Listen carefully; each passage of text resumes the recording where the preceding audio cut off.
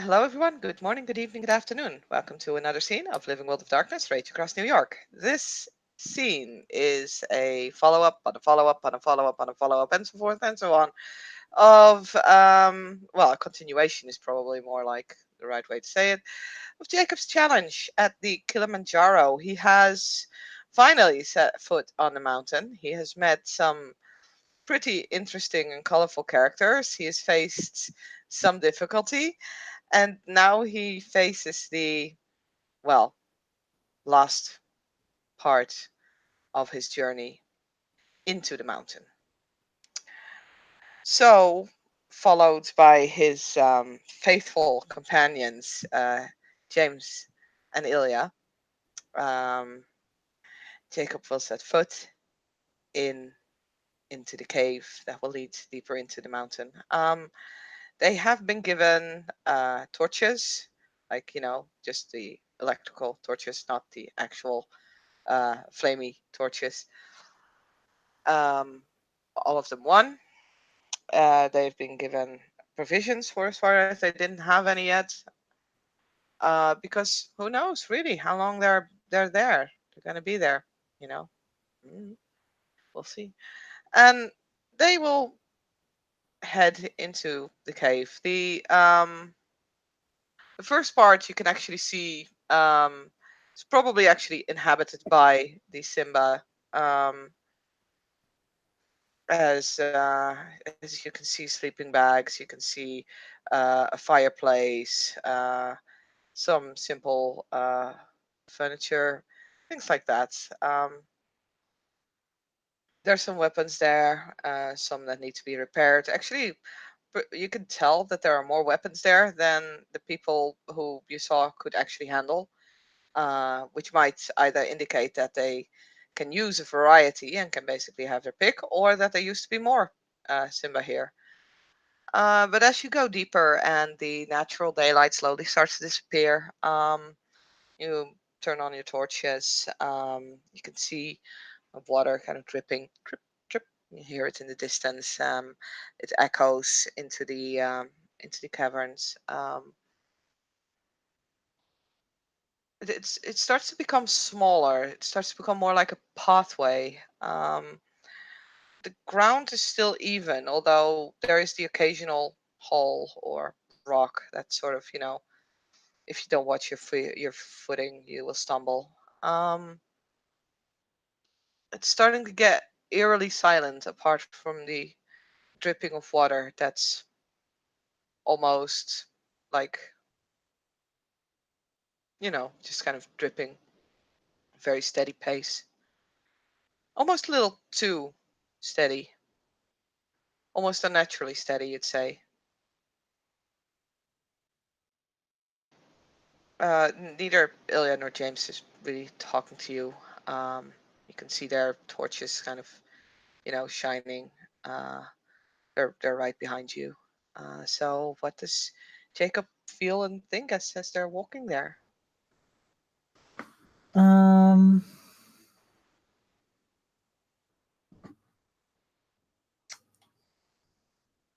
hmm, he's a little bit on edge.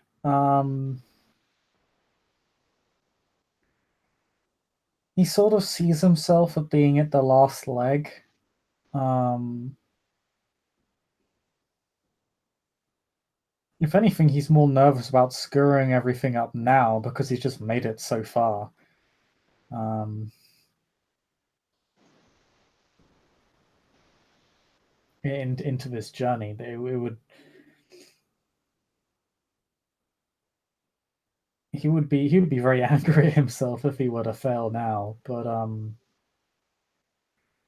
he is still slightly nervous about the possibility. But he continues on. He remains fairly calm. He's pretty confident in his ability to make it through this point. Okay. Um, you continue on, and like I said, it's silence, and even your sense of time starts to slowly disappear because there's nothing but darkness around you. You see a little bit of glistening here and there where the torches hit. And again, there's the dripping of water. Um, if you want to, you can make me a perception awareness roll. You mean primal edge? Primal urge. Yes. Sorry. Blah blah blah blah blah. Blah. Blah.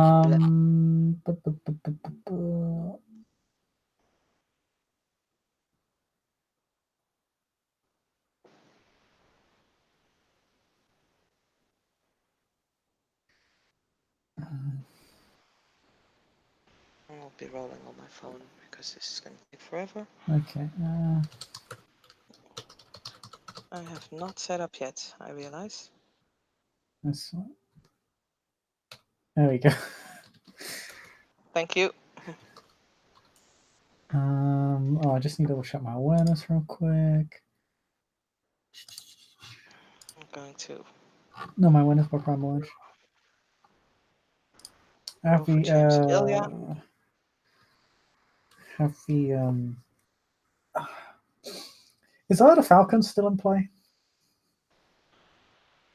Uh, does that last for this scene or like what? Let me double check. I realize now how ill prepared I am because I didn't even pull up the book. Oh well. It's okay, I didn't either. At least we're equally ill prepared.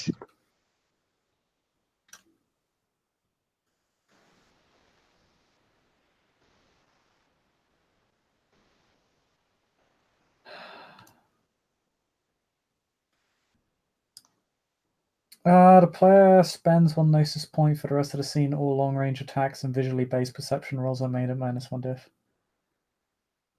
Mm, you know what? It's fine. You can have it. Okay. What's the diff? Does being in darkness make it difficult or? Yeah, +2. Okay.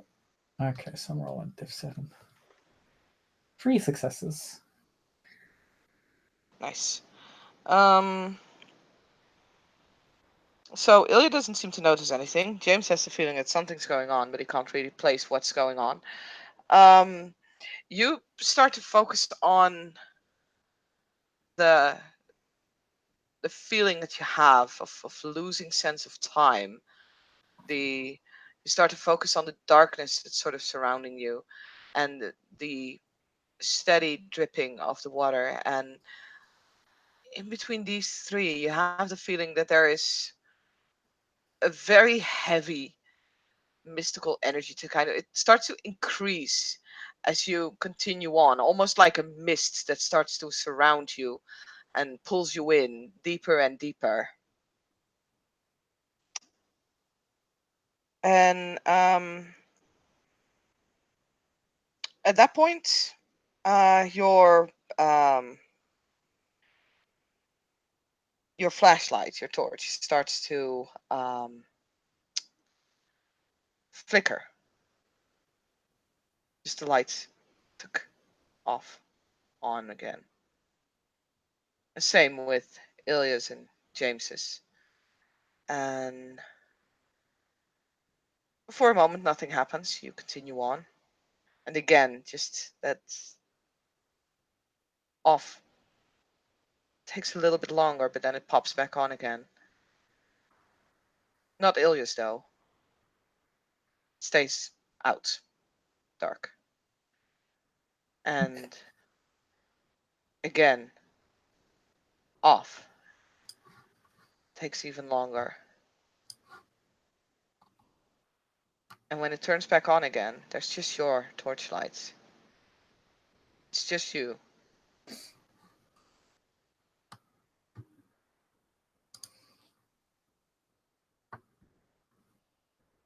I will shine the light towards my compatriots. You don't see them. Turn Okay. around, you shine around, they're not there. You notice two torches turned off, lying on the floor there. They're gone.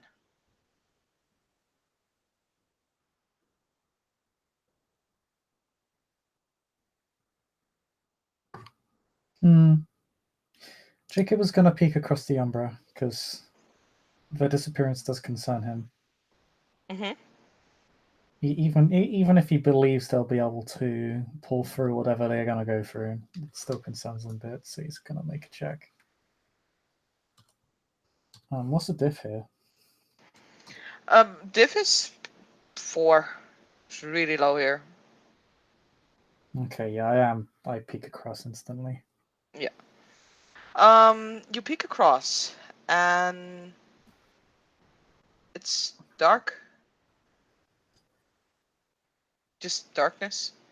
Doesn't You don't really have the feeling that that's strange, since your torchlight doesn't shine there.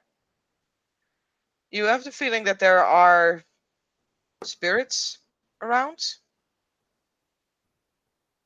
It's like you sort of feel their presence, but you can't see it. So it's like pitch black. Okay. It's like when you turned off your flashlight, or when it's turned off itself for a moment, almost like the battery was failing.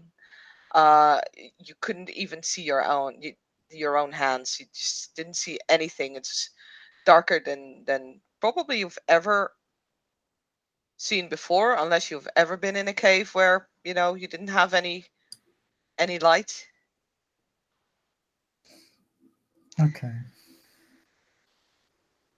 So it's that dark in the Umbra. Because unless you have a way to magically shine your flashlight into the Umbra, that's not going to be a thing. Well, I could always cross over and become the flashlight. You could definitely do that if you want to cross over. That is a possibility. I think he will. Um, hmm. Yeah, He you're going to thinks cross over? no, no, no. I said I don't think he will. I Oh, mean, okay. You don't think you will. Sorry. it's he's gonna pick up the torches just because he doesn't want to leave them down here. Mm-hmm. Um,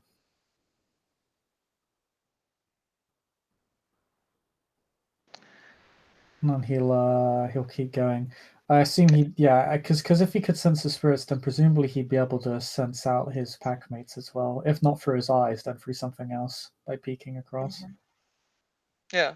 And if he can't do that, then they're at the very No. least not in the vicinity or being clouded from his view in such a way as he wouldn't be able to find them anyway.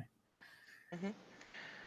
So as you continue on, you start to see a light, very, very faint.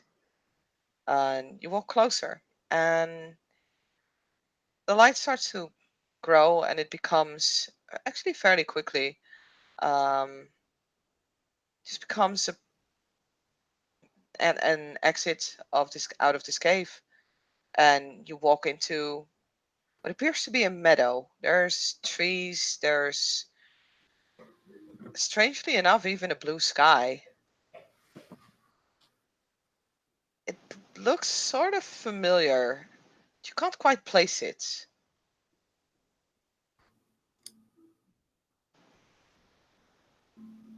Okay.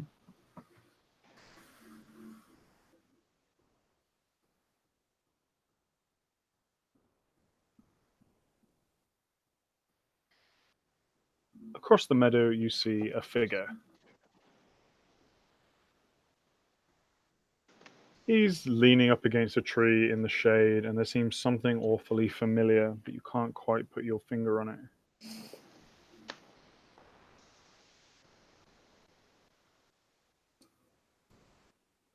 Jacob will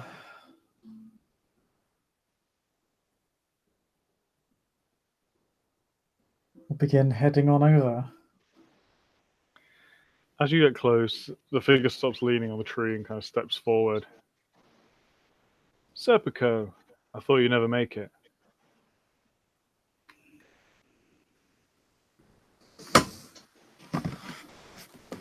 Jesus Christ, what are you doing here? Well, that's not a very nice way to greet me. Seeing as I now am technically your superior. And he has a grin. Although, maybe not for much longer.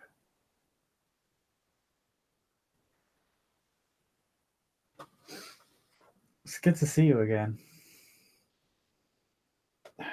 She looks very relieved. But you say that to all the boys. So, tell me what you've been doing.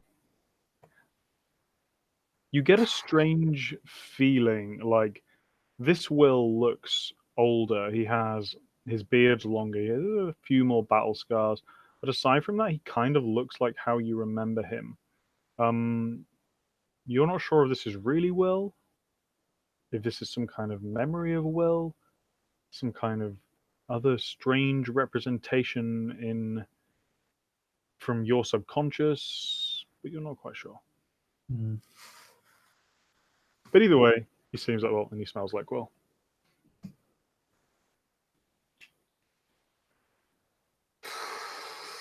Where to start?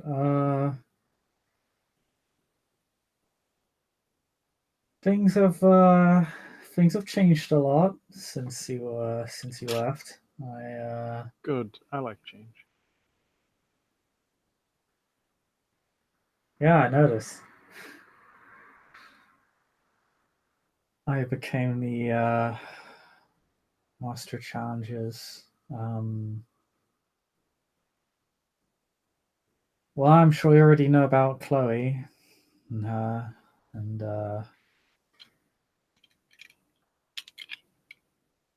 the Striders having to break up. You would actually probably know that Chloe and Will are in a pack, like Yeah, back in America. that's kind of what he says. I'm sure you already know. Okay, yeah. um,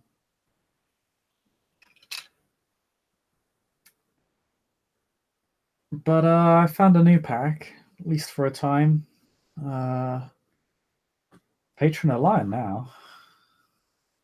Lion Mm, weirdly suits you, I must say. I don't know. I'm not sure I have the hair for it. Well, what are you doing here?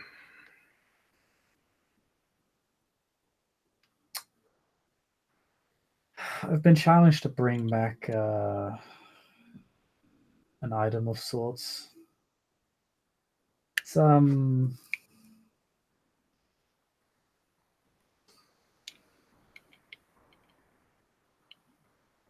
pretty dangerous. I'm not entirely sure what I'm going to do when I find it. That's not entirely true. I know what I'm going to do. It's just getting there. You think you're ready for the big leagues? Believe me, man, the job's not all it's cracked up to be. Every day, Raya. For more, you're attacking my homestead. Boo-hoo.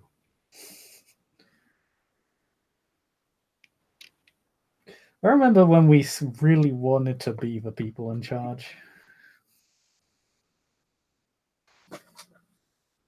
We used to talk a whole lot about that.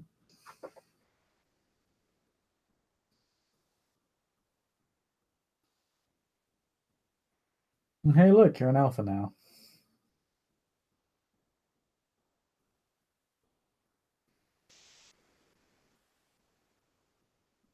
But if I can ask, what are you doing here? Seems like an odd place for you to be, to be honest.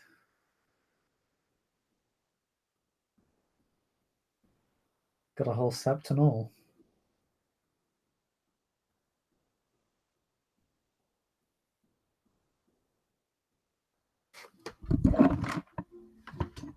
Oh, Robbie, you're muted. Sorry.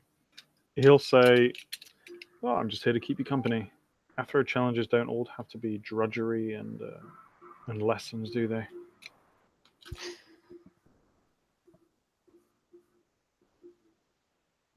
That's true.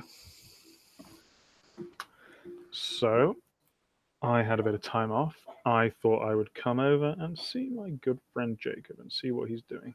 Give him a hand, as it were.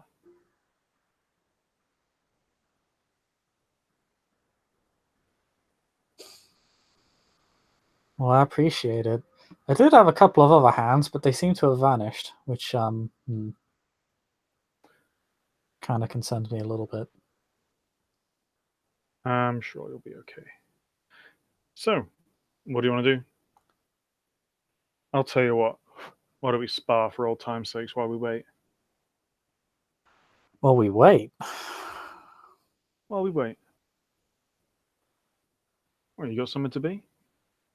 You ain't got time to spar with an old friend? I mean, I was unaware of anything heading towards us. So far, I've been heading towards the thing. Well, there you are, there. You're operating on your own time. And he'll put his hands up in the kind of weird kind of fighting stance that many Garu have.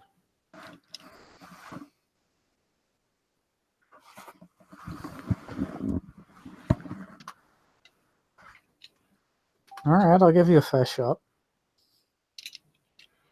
Out of character, I don't want to roll this. I think we can just sort of just say.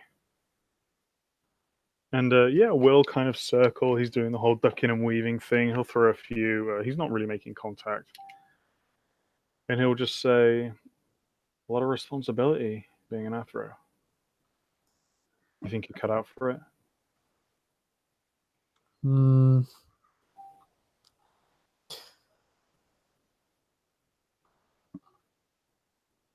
I'm not sure it really matters if I am or not, to be honest. Of course it matters. If you don't think you're cut out for it, then why are you doing it? You got to believe in yourself.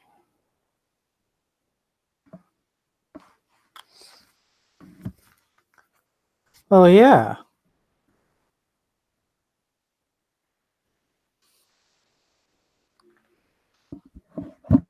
Well, yeah, what? I'm just saying sometimes it's not about a matter of want or belief, but necessity. Necessity. Sometimes you just gotta be somebody. Yeah. How do you know that's the person you got to be? You're small fry, Jacob. The nation doesn't need you. And Will's going to put out and he's going to slap you in the face and then kind of duck back.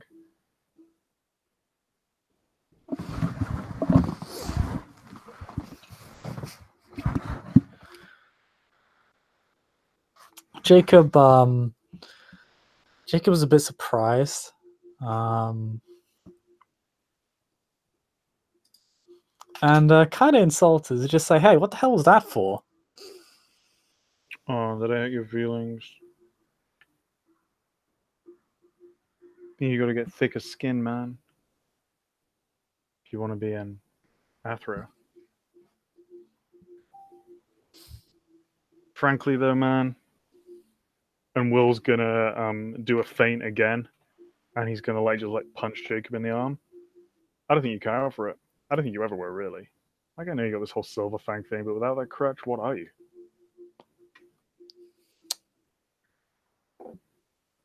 I'm a I mean, Garu. yeah, you're a Garu. So is every motherfucker that's born to it. Sounds like you don't even want it. Just give up. Do yourself a favor. Go back to the Sept of the Green. Deal with the petty shit the rest of them will have to deal with. I can tell you don't want it. I'll be dealing with petty shit regardless whether or not I'm an Afro. Well, exactly then. So screw it. Do yourself a favor. Believe me, it's not worth the hassle. I mean, far be it from a philodox to engage in logical fallacy, but I've come quite a long way. Doesn't matter how far you've come if you've not got to the end. I guess I should go to the end then. In time. Why are you in such a rush anyway? And Will's gonna kind of move in again. And Will's always been fast, but yeah, he's fast. Like you can tell, even his reasonable or his pretty good skills have increased. And he'll come in and he'll do like a quick jab, and he'll just like this is a really stinging one. Like this really hurt. Like it's kind of out of order.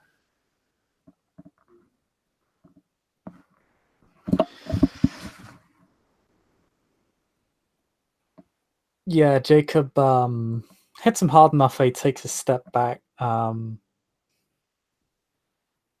He's a bit more prepared than he was for the last one, so he's a bit less dazed. But as he said, it hurts quite a lot more.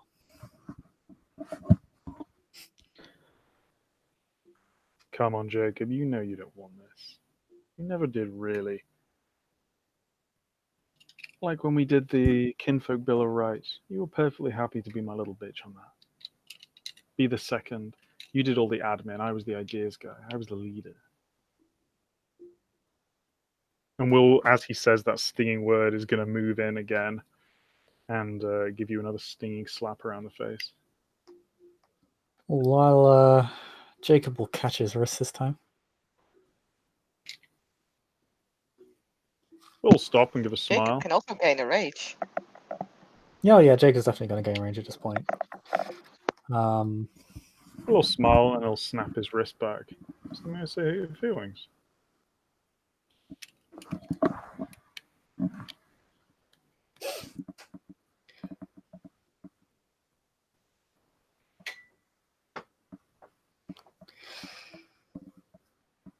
If you knew me, you know my ego wouldn't be that intense. Oh, you gotta have a bit of ego.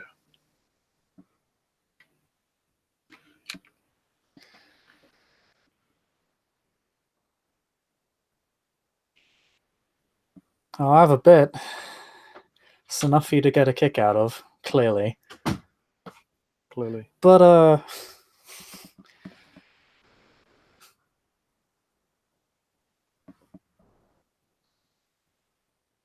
let's walk and talk. Well, you don't like this? And Will still is in fighting stance, and he's actually going to shift up to Glabro. And he'll take it.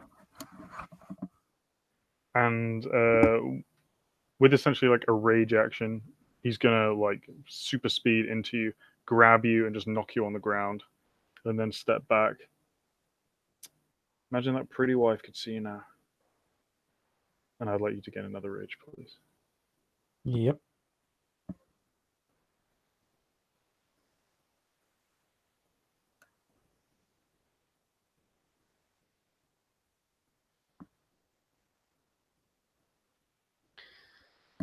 Um,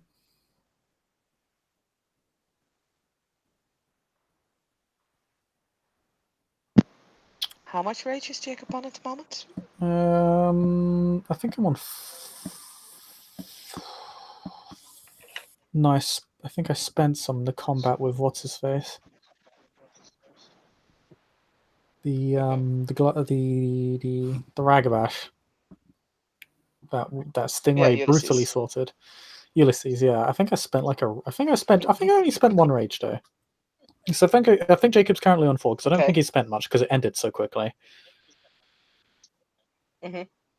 Oh, I'm still be Okay. conservative. If you I know. gain another rage, you'll have to roll. Yeah. Come on, Jacob. I expect more of this than you. Always so passive, always keeping it down. I know what you really want. You want to be like me. Cause a bit of chaos and you get rewarded for it. Good, hardworking boy like you, putting in the hours. Nah, fuck that. Disobey the water's rules. Go stop a war with single combat. Risk everything. Would you rather be like that? Would you not just give in every now and again? That's what we're made for, man. That's what we are. Luna's rage is a gift to us. Give in and let loose. You're always so pent up, so uptight.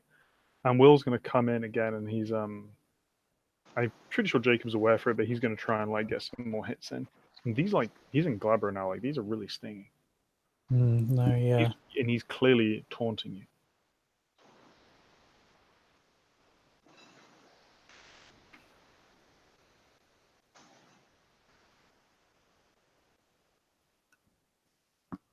No, Jacob will probably even rage shift up to Glaber in order to to kind of weather it a bit better, or to block some of the attacks. Um,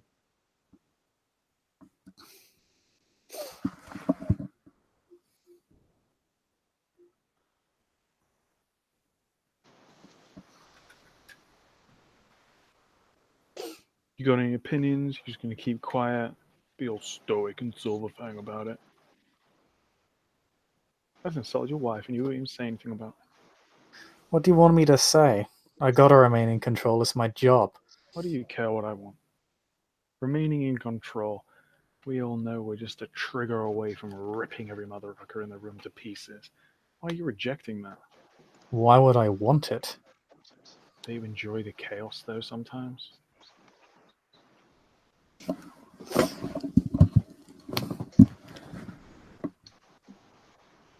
Chaos has its purpose. So does my control.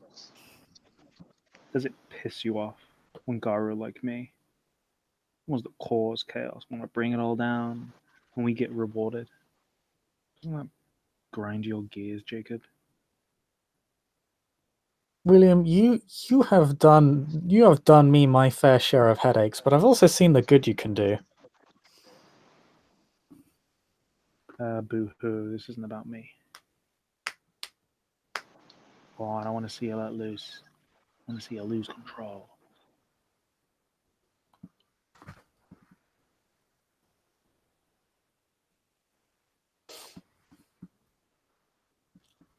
Well, it'll take more than a punch to the face. I'm not a Cleof.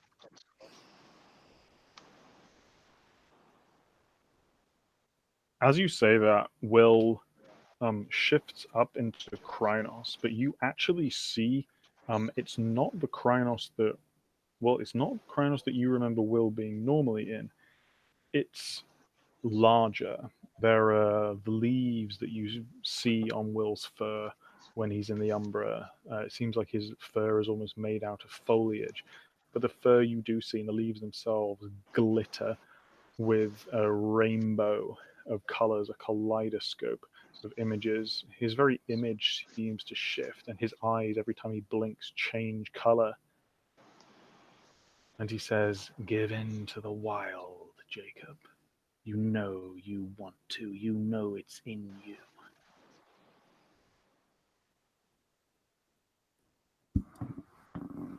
You have no idea how good it feels.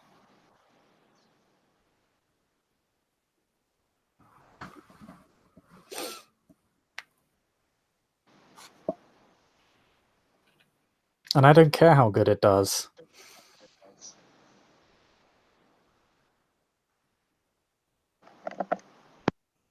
You're a Philodox.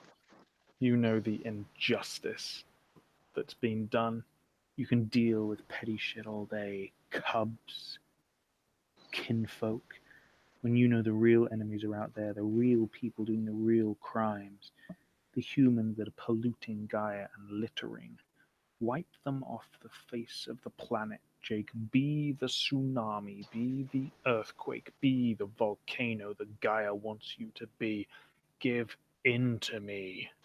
And at this point, Will's size grows. You see, yeah, he just looked like, even when Will was Wild Will, even when he was the creature possessed by the wild, he didn't look like this. His form is shifting, his color, his size, his very dimensions. You see fruits being grown on the branches, dying and withering and falling off and rotting on the ground. You see this cycle over and over and over again. You see birds nesting in him. You see fire in his eyes and the rage of the Garu that could burn human cities to the ground if you only but let it out. Actually, what you'll also see as Will is shifting and changing, in your mind's eye, just a flash of a hospital corridor covered in blood, limbs spread out on the floor, a head rolling off into a room, and then poof, back.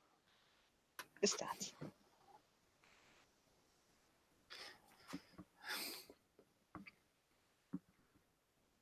Jacob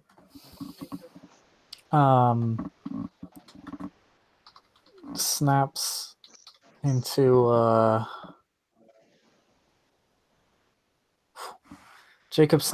Kronos.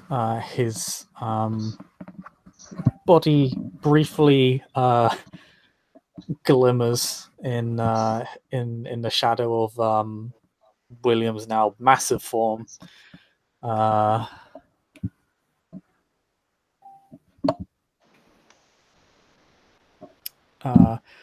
As he just says, "I will not succumb to the insanity that has afflicted the rest of my tribe. Neither you, nor the worm, nor the weaver get to dictate what happens to me."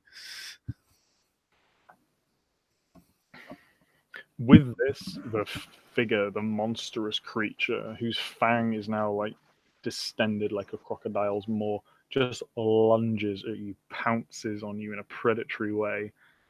And in the last moment, there's a flash, and you feel an arm around you, and you're tackled to the ground. And Will is in Hamid, and he has just wrestled you in a playful way to the ground.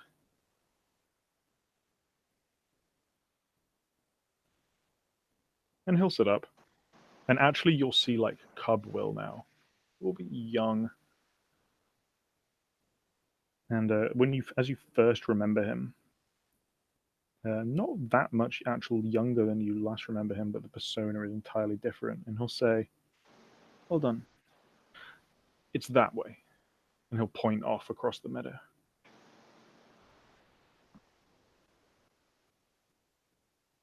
I'm sorry I said those things. I didn't mean them.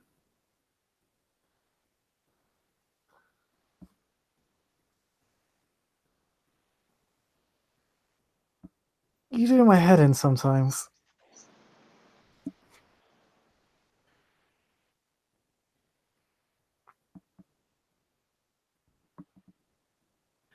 But you never give in.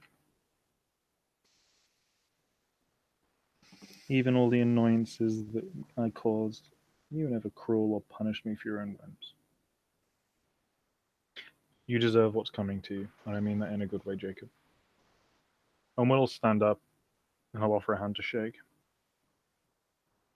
Jacob will shake it. I'm sure I'll see you again. But for now, and he'll point across the meadow, it's that way. Thanks. I'll see you around, William. See you around, Serpico. And Will will walk off into the forest.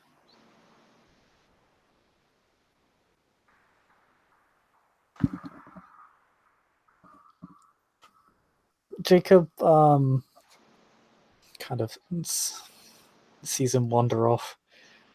Happy to see him a little bit dazed and slightly confused by the experience, but nonetheless elated in a sense. If only just because he's just taken another step forward, and he just needs to keep taking those steps forward, and was genuinely happy to see William again. And as he kind of just kind of puts a finger to the center of his forehead, he just tries to recenter himself, remind himself that he still has a mission to do. He still has an objective. He still has people here. He will begin heading off in the other direction. Okay, you walk. You walk into the meadow. And you continue on, and the forest grows smaller, more starts to become more bushes instead of trees, and the bushes start to form into hedges, and slowly but surely you actually start to hear like a river stream, and you end up from a meadow into like a valley, but it's extremely cultivated. The grass is neatly kept, there are paths, there's a river, hedges, statues, even a small, like, a temple like thing, kind of overlooking the valley. And in the distance of the valley, you see a ruin of what appears to be a church, or maybe an abbey. Hmm.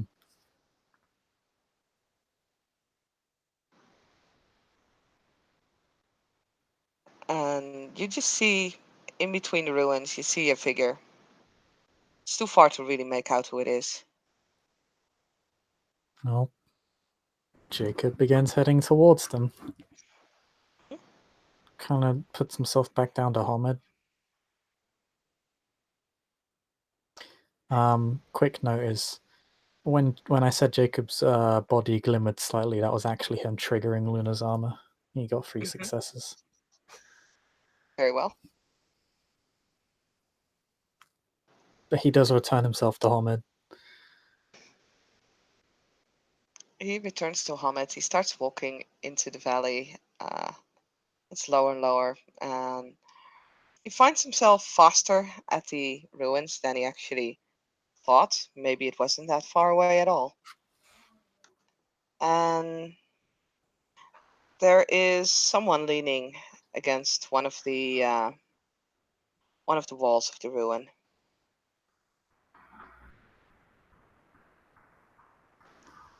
She looks up at him.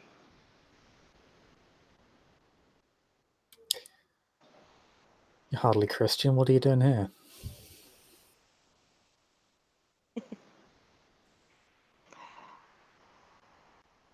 I used to come here very often. Back when I still lived here. Well, not here, but the house further up. You see in the distance, you see like an English manor.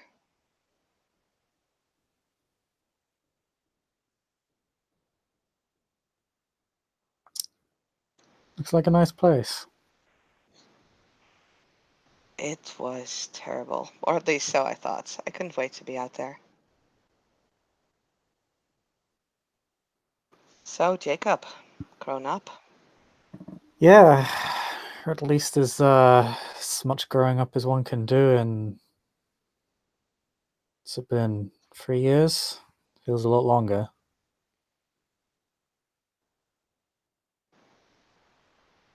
3, 10, 100. If you say it's 3, I'll believe you. You look grown up compared to the cub that I knew.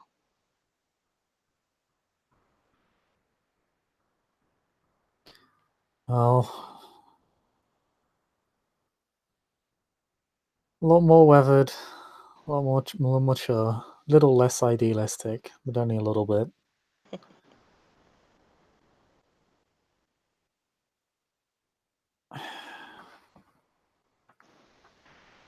Idealism isn't bad. It's good to have ideals. Tell me about yours.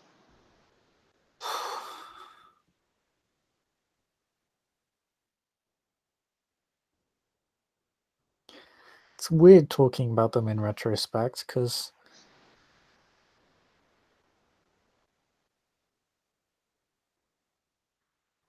I was lucky enough to see some of them actually unfold. Um,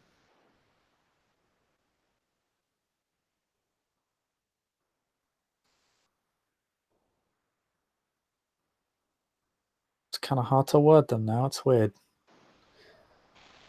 I guess. Look at me, Nat.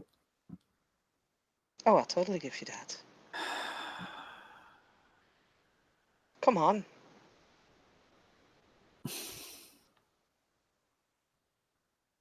I guess when it comes to, well, I mean, when it comes to, I guess when it comes to LWoD and the nation, always kind of annoyed me that people didn't always get what they deserved, and that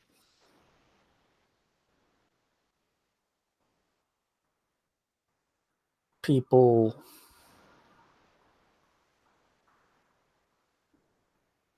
with control, with power, wouldn't use it properly or responsibly. I mean, that's kind of vague, but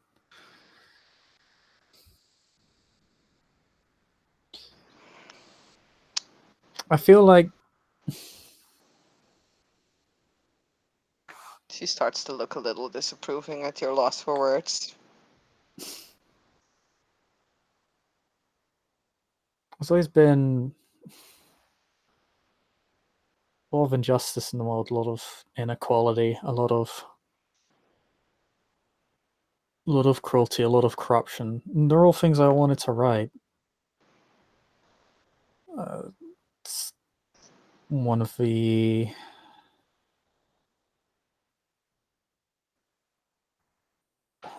reasons I got into police work was actually because like back in the day, far as even a gar is, one of my friends fallen in with a wrong crowd, and I'd seen him do some pretty bad things, and I didn't want to end up like that. Didn't really want to see myself become that person. And then, of Julia starts course, to look a little bored. pardon? She starts to look a little bored. Hey, what do you expect? I'm not a Hey, Galliard. I'm not full of. but you are a Silverfang. Mm-hmm. I almost fall asleep where I'm standing. You stumble over your words.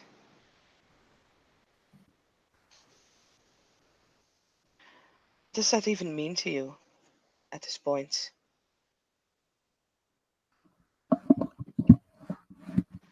What if I was a cub and you were the Silverfang? Describe it. Inspire me. What is the one quality that Silverfang must have over everything else? Oh, responsibility.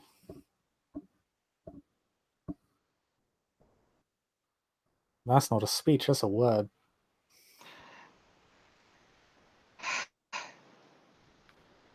What did I just say? And she kind of throws a rock from like the little, from the wall. Just kind of throws it at his chest. Doesn't really hurt. It's more like, come on.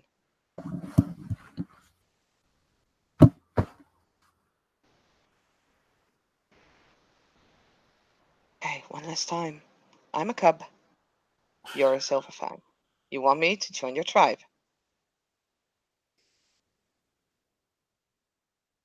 If you want to be a Jake, leader of people, you better show it. Jacob looks a little bit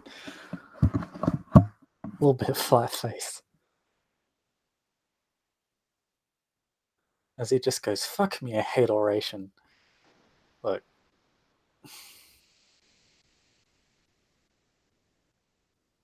frankly, if I want people who want to, if I want people who want to join my tribe to be worth it. Maybe I don't want you to join my tribe. Maybe I don't think you're responsible enough. Because ultimately, that's what being a Silverfang is. It's about being ready to accept responsibility and be held accountable for your actions, not just by your tribe or by yourself, but by everybody. The fact that someone would want to join makes me a little bit nervous. Because too often people join because they want a shot at being in charge, not because they want to do what they honestly think is right. They don't want to they don't want to rule, they want to have the benefits of ruling.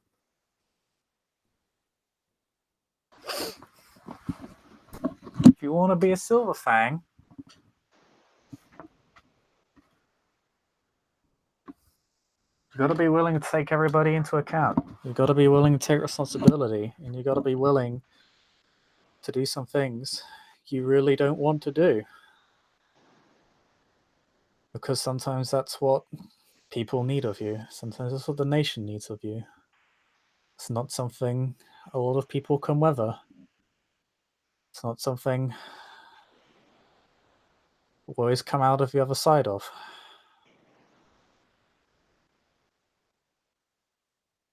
So you better be ready for that.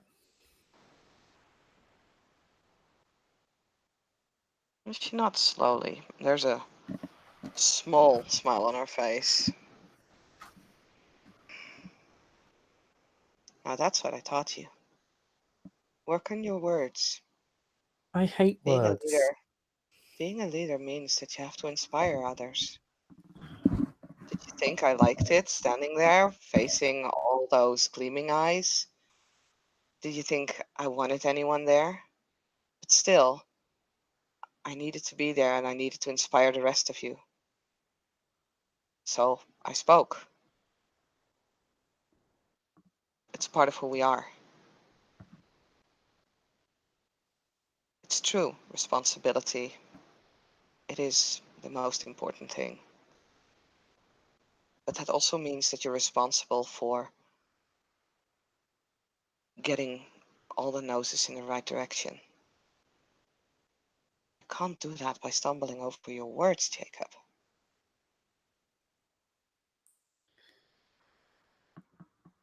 Uh,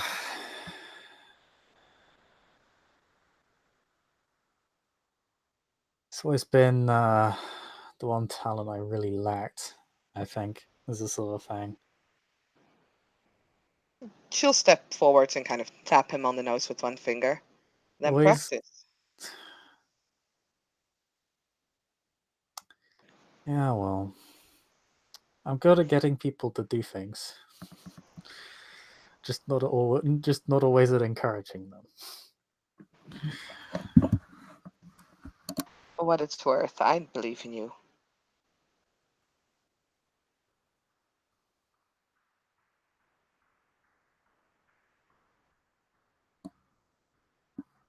I would say I believe in you too, but you already know that. She smiles. Thank you. Taps her nose. She raises an eyebrow at that.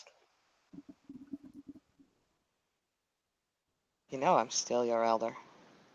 In a sense.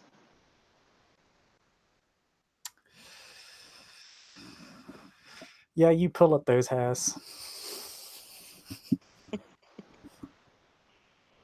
Go up the house.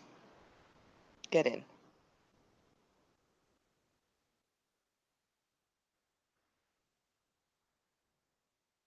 Nice seeing you again.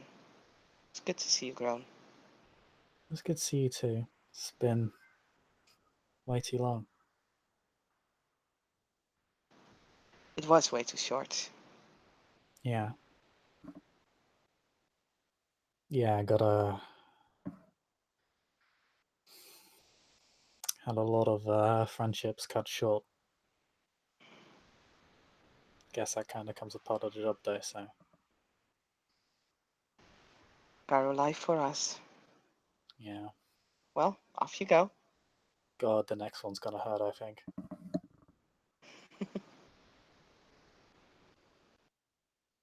She just laughs and will disappear in between the ruins. Bye. Bye.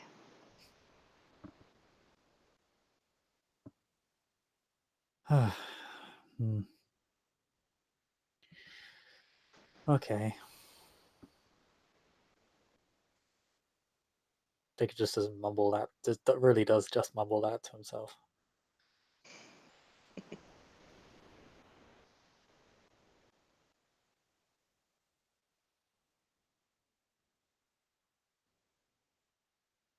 And he walks up to the manor. Mm-hmm.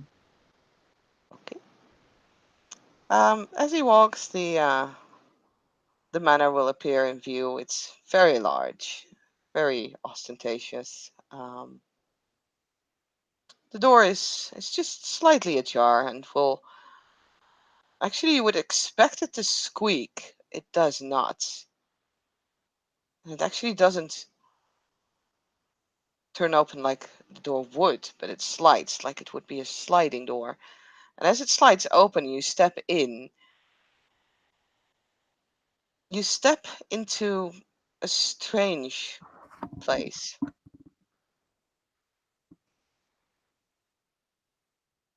It's white walls, spiders, spider webs. Actually, just the spider webs. You don't actually see spiders, but some of the webs are large, some of them are tiny. On the walls, you see all sorts of screens. Each screen looking out over a different part of New York City. Different skyscrapers, sometimes the outside, sometimes the inside. One of them overviews Central Park, Great Lake, Natural History Museum. The uh, the screens keep changing. Inside the building, outside, overlooking Manhattan, Statue of Liberty in the distance, and then inside of an apartment, and you see someone walking out of. Someone literally walks out of the screen.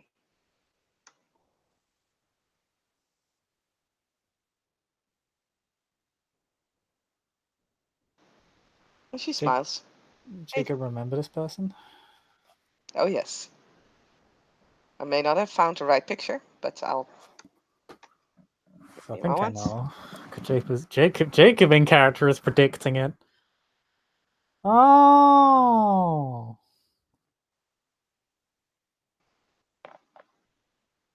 And she gives Oh. you a friendly smile as she stands there, kind of awkwardly waving.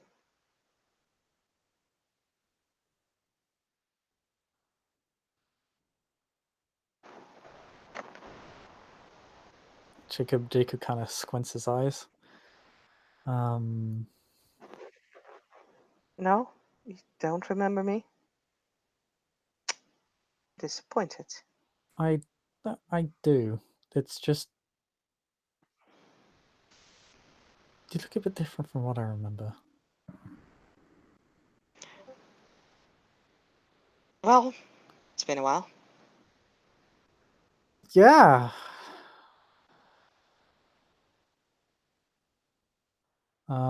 So, what are you doing here? Oh, just my challenge. It's no big deal. Astro Challenge. Big shot, eh? Yeah. It's been a while. It's been kind of a wild ride, and well, now I'm here. Master Challenge is set to the green, making you proud. And I gotta get something back for the new king. So here I am in well, what was an English manor in the middle of a meadow at the heart of Kilimanjaro. But hey, you're the Fiat. That will make more sense to you than it does to me. I mean, I have no idea what you're saying.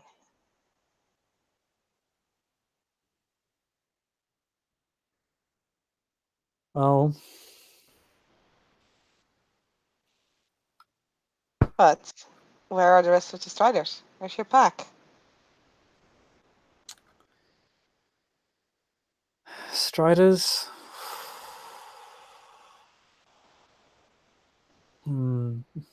Broke up some time ago. Oh, Went on for a couple of years after you passed. But Chloe, well, first it was First it was Trigvas, and then sorry, he'll say first it was Eric, then Chloe, but then at some point or another, both of them had to leave for their Afro challenges. When Chloe's came around, we all did it together. Eric had left at that point, but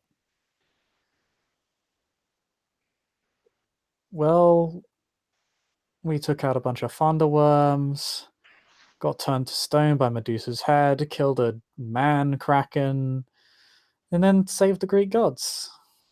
That was fun.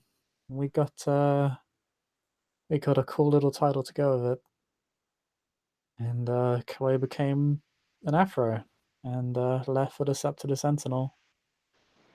Sounds like a challenge as it should be. With Yeah, Garou, we're supposed to support each other.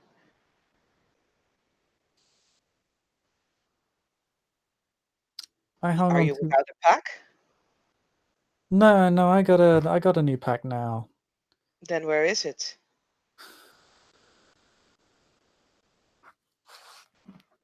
I bade my packmates stay in Why?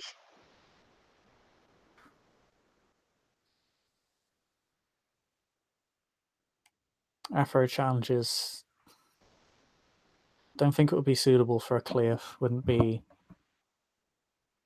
right for me to drag him onto this journey. Is the war suitable for Cleath? Or a Fostern? A Cub? An Adrian? When does become a Garou suitable? There's a difference. There's a choice here. Is there? Between packmates?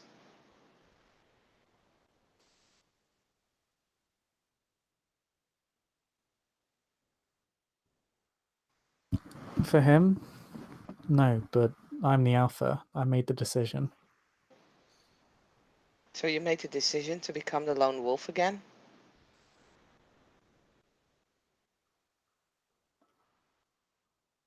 Again? I've rarely been a lone wolf. I did have some other people who followed me, but well, I think they're facing their own trials right now.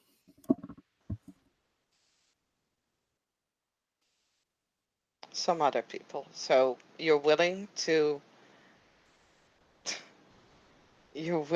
put random strangers into danger, but not your own pack, who you should trust more than anyone else?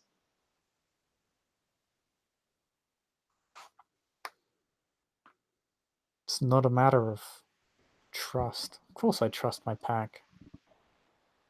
But that wasn't why I asked him. It wasn't why I asked him to remain in New York. Then why Because did I, you? because I was concerned for him.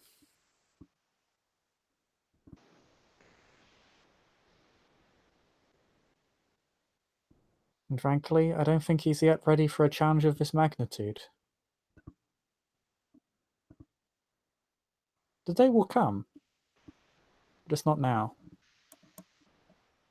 If you say so.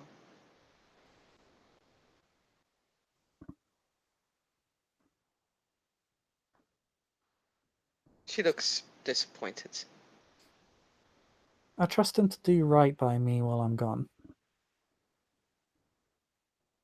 That's a weak excuse.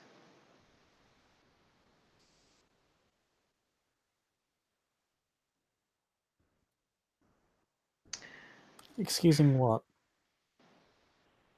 Because if you're trying to convince me I made the wrong call, or you don't believe it was the right call, that's fine. But if you believe it's because I'm trying to distance myself, you're wrong. I think a Garou should rely on his back. No matter what.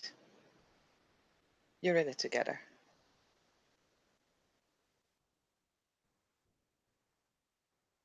Maybe, but I'm responsible for him. In a sense, he's also responsible for you. Being part of a pack means being closer than brothers, sisters, family. It's different than that. You didn't take him along. Nope. Because I'm not going to risk his life on a challenge he's not ready for.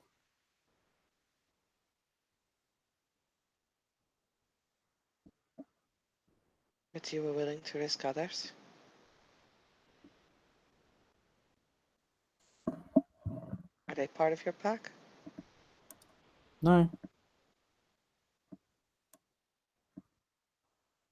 So their lives mean less? No. Then why risk one and not the other?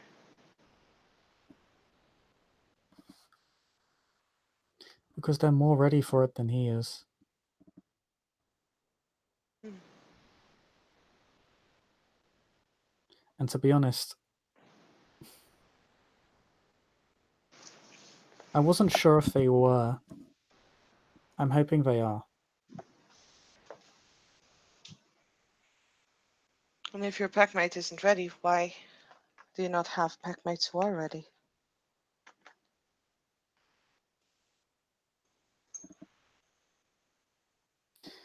That's a good question. I think that's something I have to address when I get back.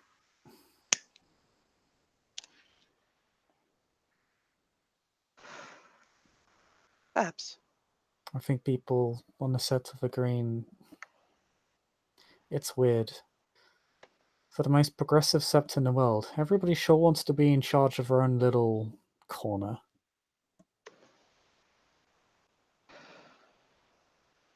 Perhaps you need to remind them that it's important to be with others more than it is to be in charge. Hmm.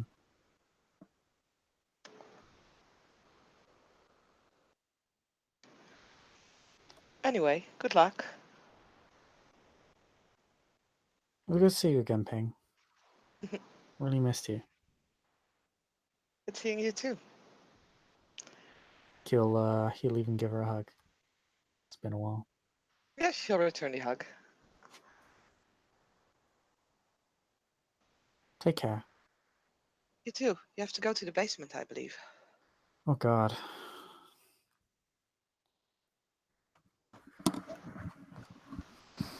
You see her jump into one of the screens again and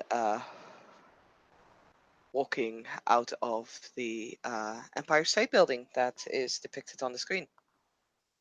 She waves at you and then walks out of sight. He's back. And we'll head towards the basement. Okay. You head towards the basement and you start hearing voices.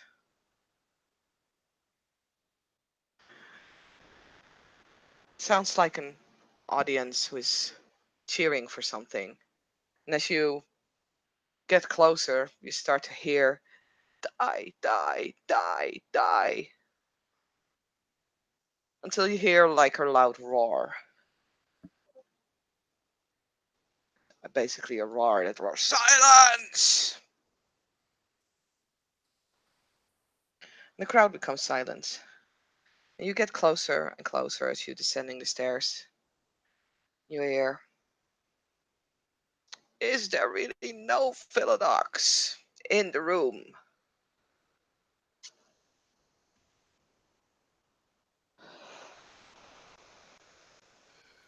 And at that point, you're finding yourself in front of a set of doors.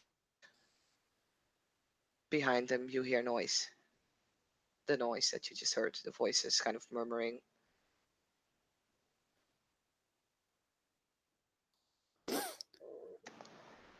Alright, well, Jacob will just kind of walk through the doors. I'm gonna BRB for just a couple minutes. Okay.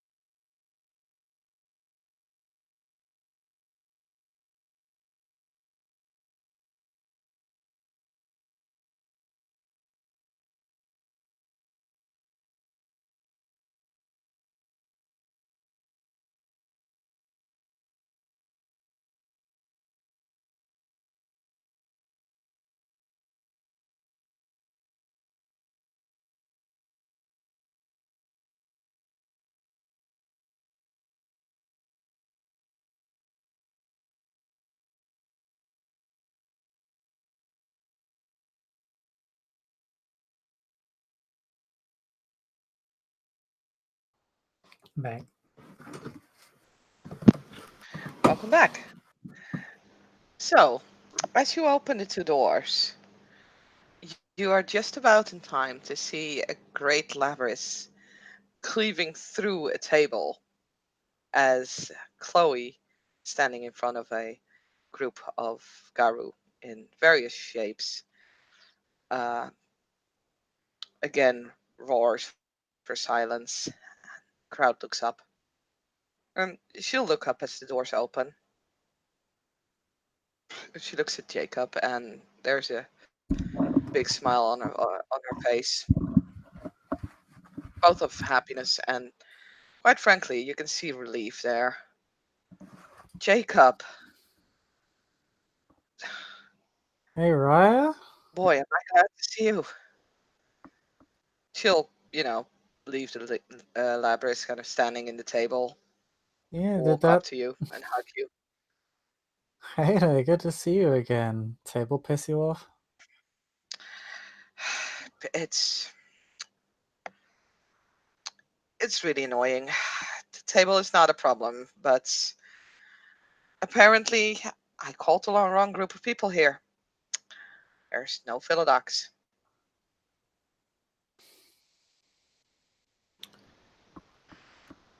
Well,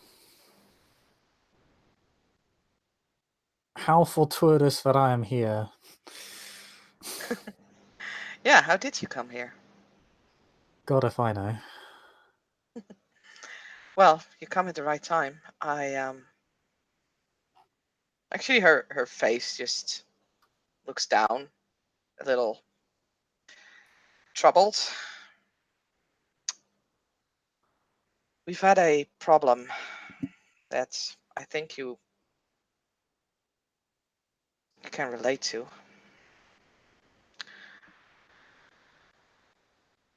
We found a skin dancer. At least we think she is.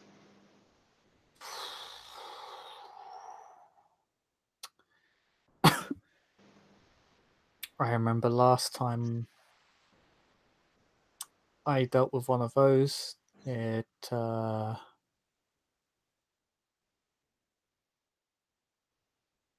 ended in a rider silver death for the skin dancer involved.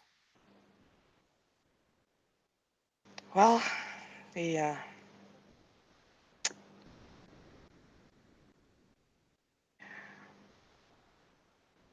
Red Bull over here, as she points at a obvious glasswalker, like he even has those goggles and like an ostentatious watch that's connected to like one of those very high quality smartphones that he's actually tapping on as he speaks.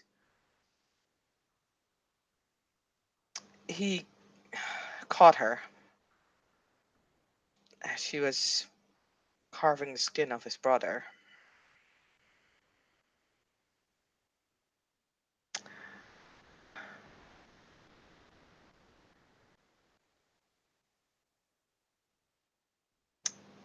It's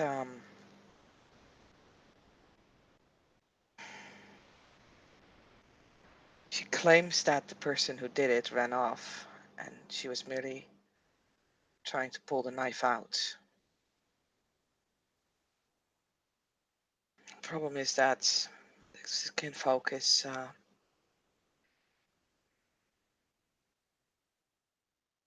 She's important. Very good family.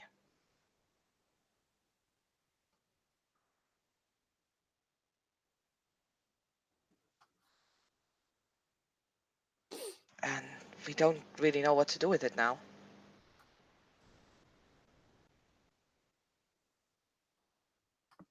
Well, I am nothing if not a capable investigator.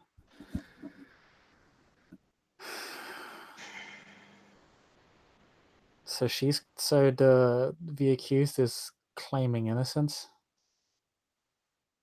Yeah. Okay. And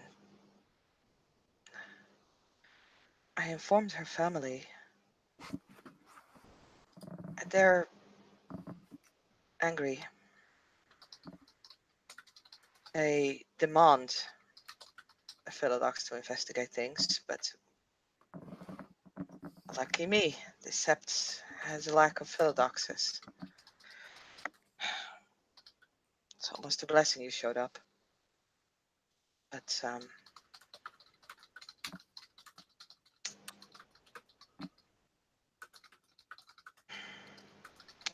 so what do you want to know?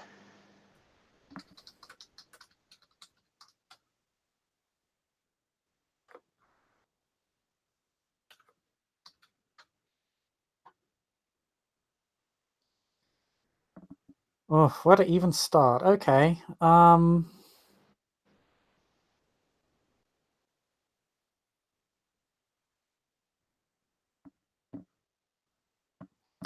If you want, So, you can roll perception empathy, by the way, on Chloe.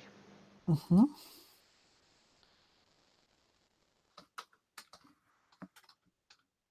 So how the Falcon apply here? Yeah. It's based on sight.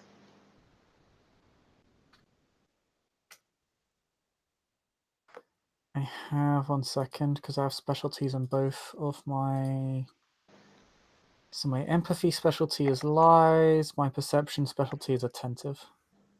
Lies won't apply attentive will. Neat.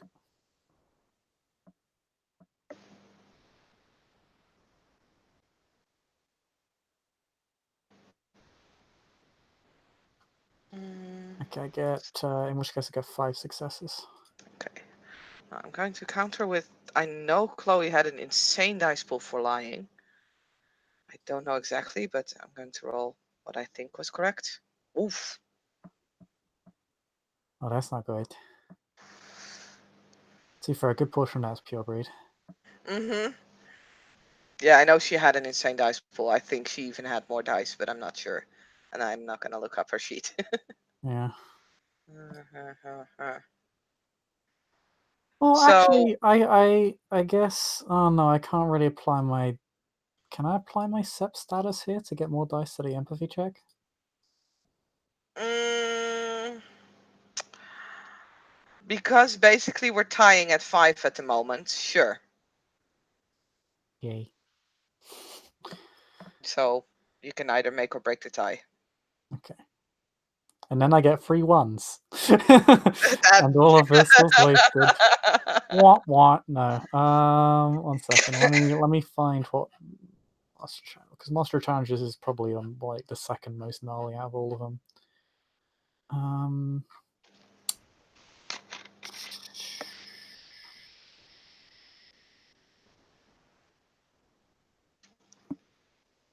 So would she still count as a SAP mate or an outsider? She would count as an outsider.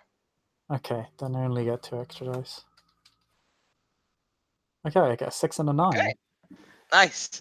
So you can tell that she seems to be withholding something from you.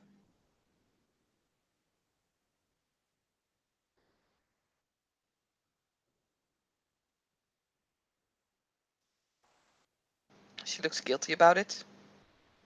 Okay.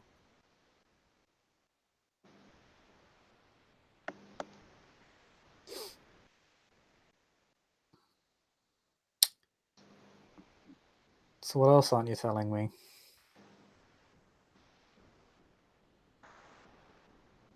She looks up and meets your eyes. I'll I've gotten better at this. I'll let you know, but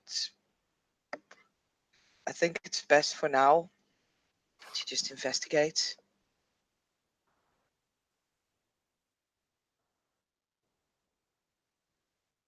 What do you mean let me know?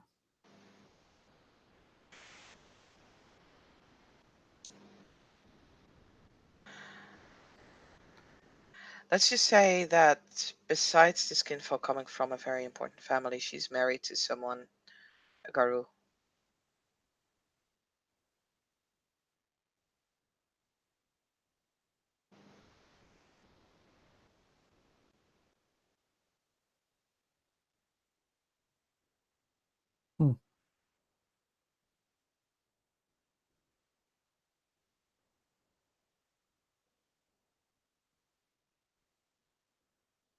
Okay.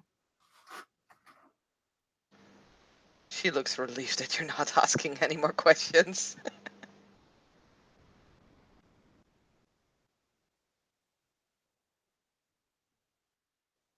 Well, Jacob is just processing. He hasn't stopped. Because you know how Jacob gets when he gets on a lead. He will Mhm. follow it all the way to the end of the last thread. It annoys everybody, including the STs. 6 scenes later. 10 scenes later, 20 scenes later, one Afro challenge later. um,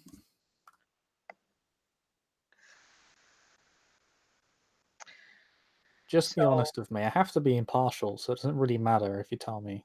Sorry, it doesn't really. Sorry, he doesn't say that. He says it doesn't really matter who she's related to.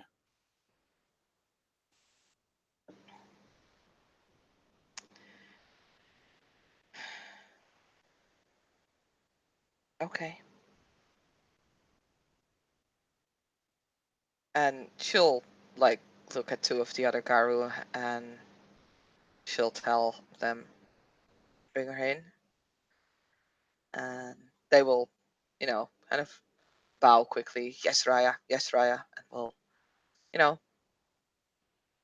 go out through a couple of doors on the back, um, and almost immediately return again, holding a woman. There's a linen bag kind of over her head, and they're dragging her forward. And they're basically dragging her up to, Chloe and yourself. The crowd kind of, makes a little way so they can pass unhindered. Try not to kill the accused before judgment is rendered. Christ.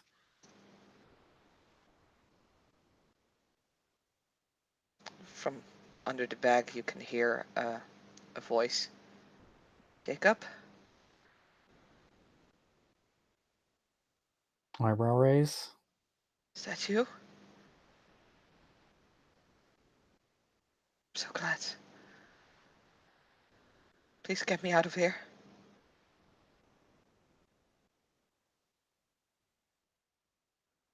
Jacob's trying to recall the voice. Okay. Make me a wits alertness. Coolio.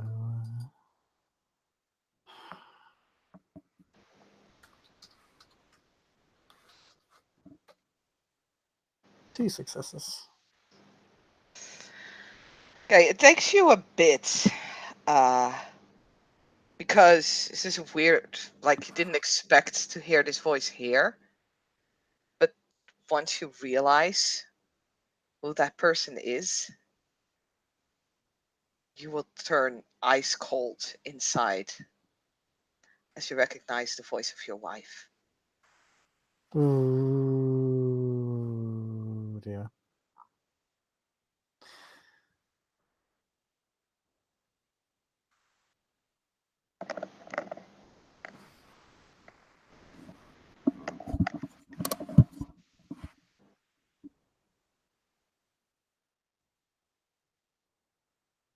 She tries to put a step towards you, but is being withheld by the Tugaru.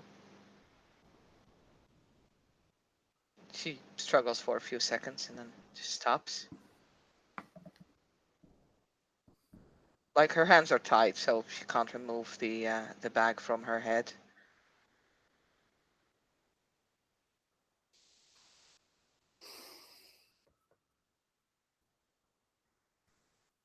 Hmm. Chloe just looks like, I'm really, like, look, gives you that look like, I'm so sorry.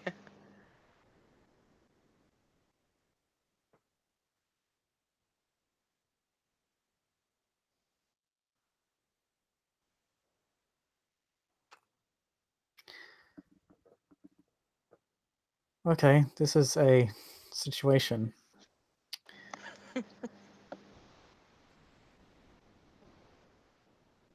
Okay.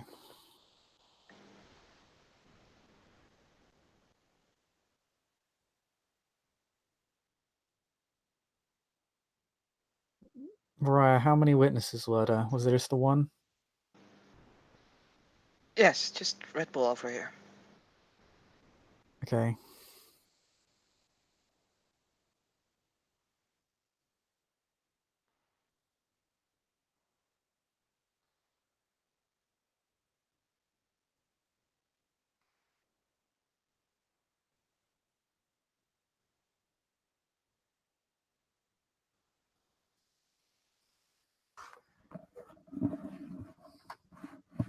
Okay. From under the bag, you can hear your wife as she starts to cry. Jacob, I didn't do anything, I promise. I didn't do anything. It's just, I found it and I wanted to call for help, but I just wanted to check if he was still alive. True, While true he was still warm. regarding that statement. I get multiple tens, so I know I succeed. uh, she's lying. Oof.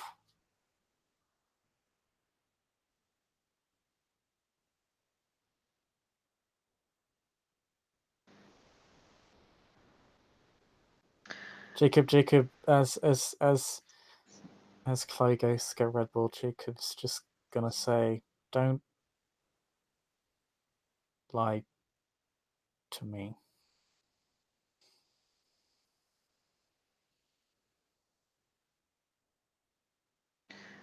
She just starts crying louder.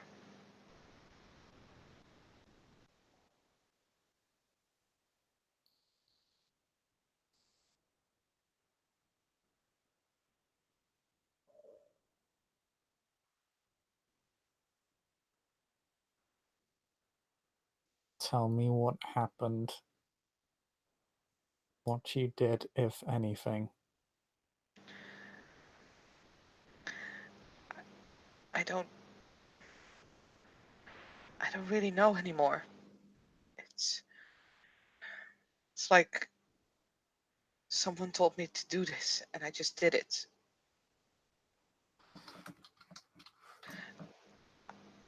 It's like a haze. I'm sorry. I really am sorry. Truth regarding, I got 3 8s, but Yeah, yeah. it seems like she honestly has trouble recalling why she did what she did.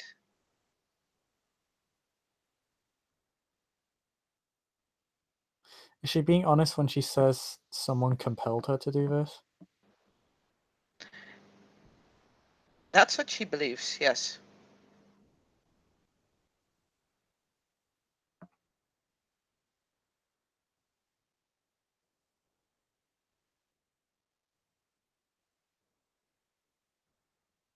Red Bull at the same time seems to be tapping his foot impatiently.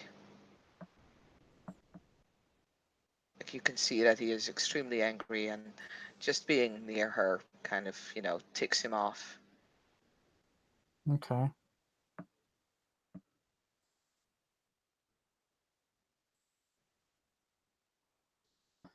Tell me what you saw.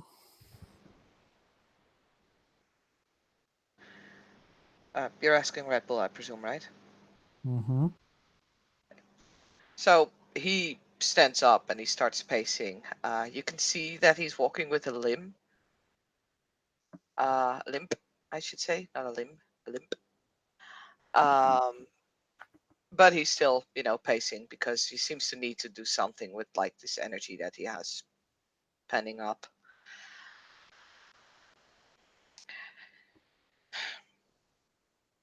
My brother been taken several days prior. We didn't know what happened, or we presumed the worst because things have been going on for quite some time now. We lost several. Like everybody in this room lost a family member. So we finally had a trail. I followed it.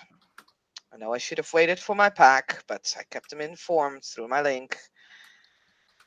And I came to this shed I walked in and I saw skins just there, hanging on the wall, like fucking paintings. I went down. It was a basement in a shed. Can you even imagine? So wait. Go back, go back. Whose shed was this? I don't know, just some random shed in a forest. What did he say prior to that? He said like his brother had gone missing and people had gone missing, and then His brother had gone missing for several days. They knew that something weird was going on because several others had been missing for like before that. But now they finally found like a trail, and he followed it. He didn't want to wait for his pack. He found a shed. He went in. He saw the skins. There was a basement. He went down, and that's where you kind of interrupted him.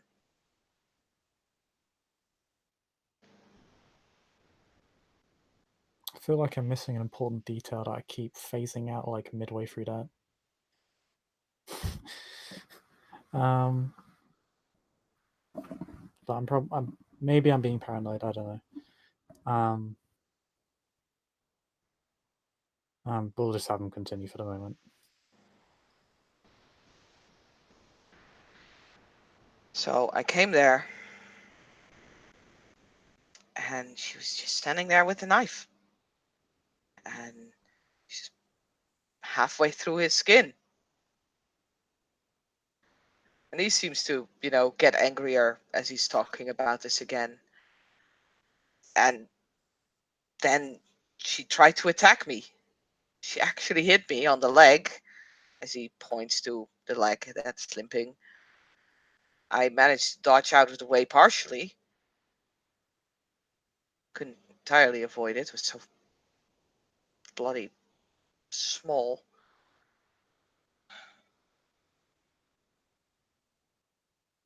And I knocked her out. Brought her here. That's where we are.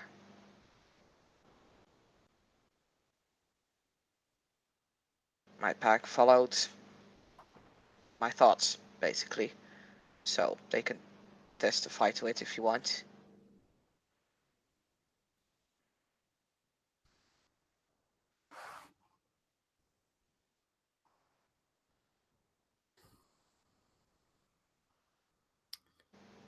For the sake of reliability, I'd like that, and for covering every aspect of this case.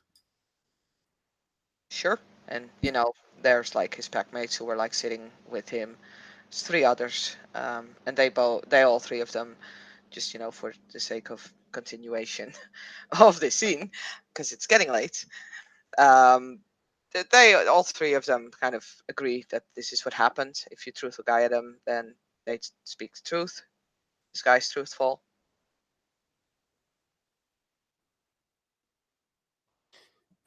He will ask all of them, including Red Bull, anything else you saw.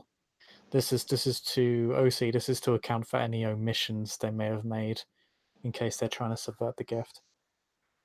Nope. Okay. They're all being absolutely truthful and honest. They give you the story as they believe it was. How many skins did they note? 4.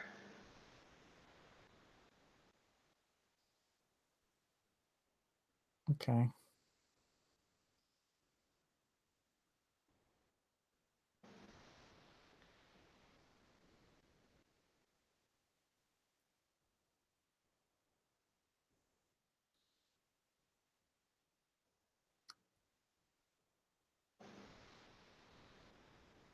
So that's not enough. Chloe will shake her head. No, it's not. She was close. Yeah. She's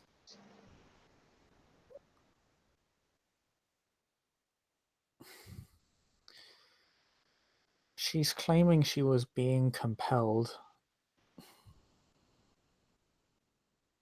My gifts are registering sincerity in that I want to rule out any possibility that she was compelled before rendering judgment. It might be that.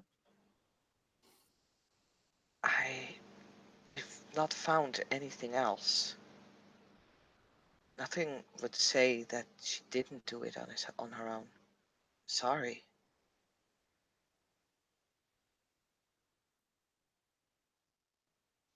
Look, and she leans in closer to Jacob.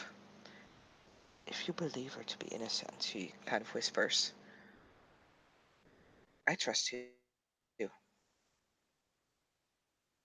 But these people will probably shred us all to parts. And I can do a lot, but I don't think I can, like, defend against this crowd. No, if she's guilty, then she's If you want to. guilty. I'm not, but I want to rule out the possibility. It could be that she has just gone mad, but I want to rule out the possibility. Otherwise, I won't really know, and I don't want to wake up the next day finding out I killed someone who was innocent.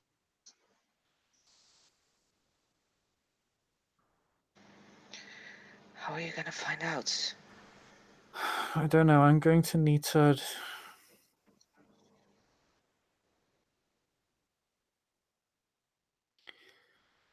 I need to consider every aspect of what I know, and that's not much. So she's claiming she was compelled.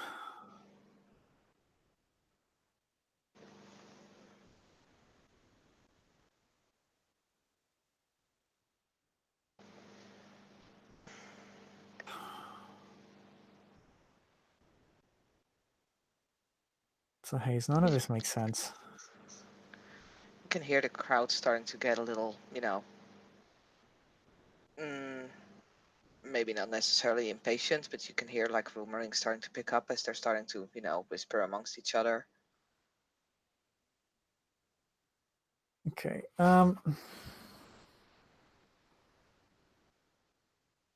Jacob's going to use the trick, or not the trick, but the gift Omen of Truth. Mm-hmm. Basically, this gives him a hint, depending on depending on how many successes he gets. Difficulty is dependent on my surroundings. So, like, I think the middle of a forest at like sunset is difficulty 4 or 5, and then like the middle of a laboratory is difficulty 9. I don't really know what Okay. this. Just make it standard. Okay. Just gonna double check for roll real quick. Which means I have to get up the book for it anyway. Whoops.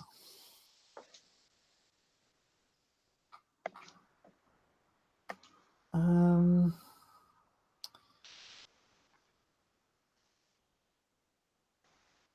Okay. Perception. Oh, not my best dice pool.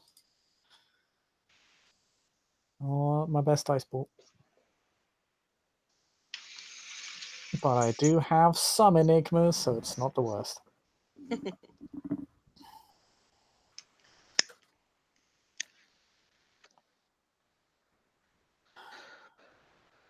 Okay, I do get 3 successes. Mm-hmm.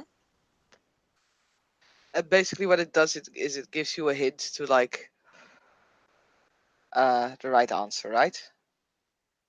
Or Um, yeah.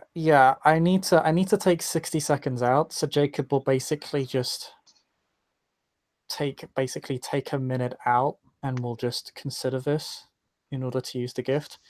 Um and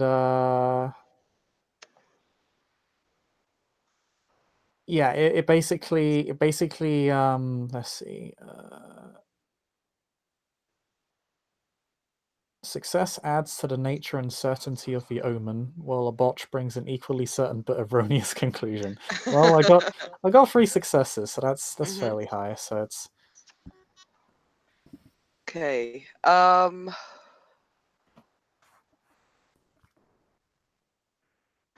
For as far as you heard the story, And let's just say that they did give you more details than I'm going to give you now. It does really seem like she operated single-handedly.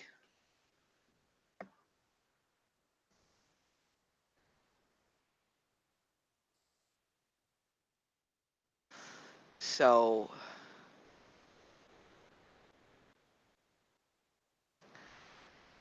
you would presume you kind of hear in your ears, you hear her laughing, like that's her omen. The omen you get is you hear her laughing, but then it's kind of switches up a notch. You know, where it starts as a normal laugh and then kind of becomes a little bit more hysterical.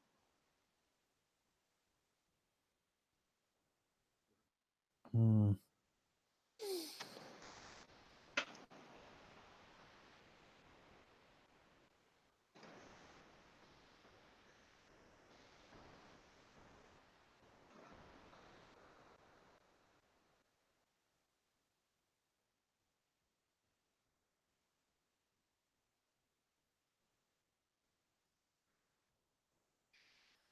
Okay, Jacob will go up to her one more time.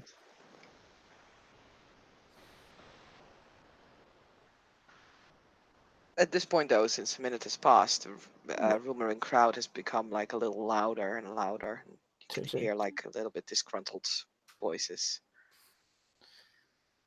If Jacob is good at one thing, it's not giving a single fuck about what other people think of him. He'll go up to his wife again. He's gonna make a quick psychology roll on her as he walks up to her, and then he's going to he's going to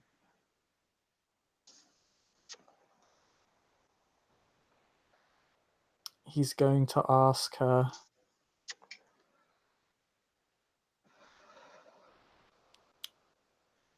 did you skin those Garo and did you act alone?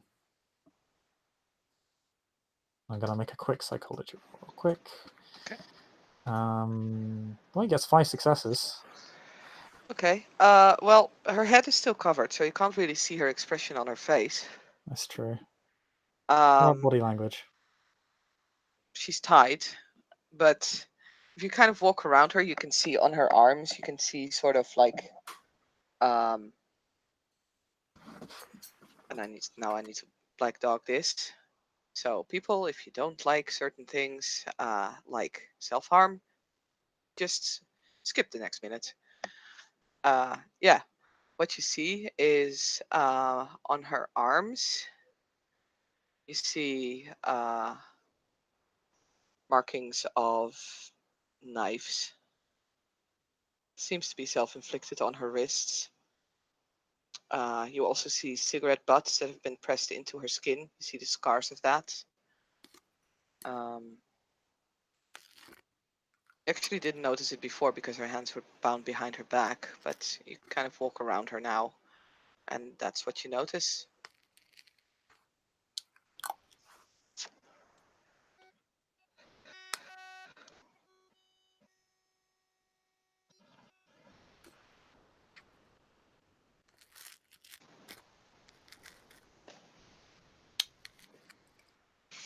Okay.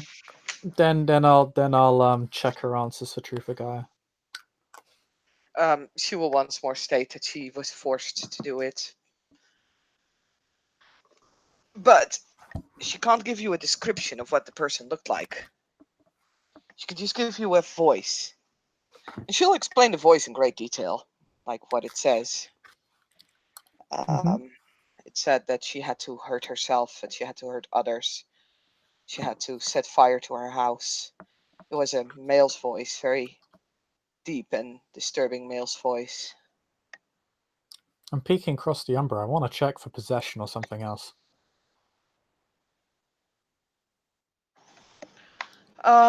What you see if you peek across the umbra is a. You actually do see a Fomori kind of, strapped onto her.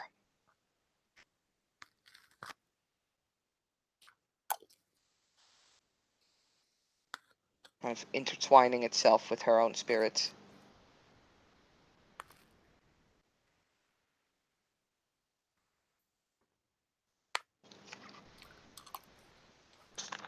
Hmm.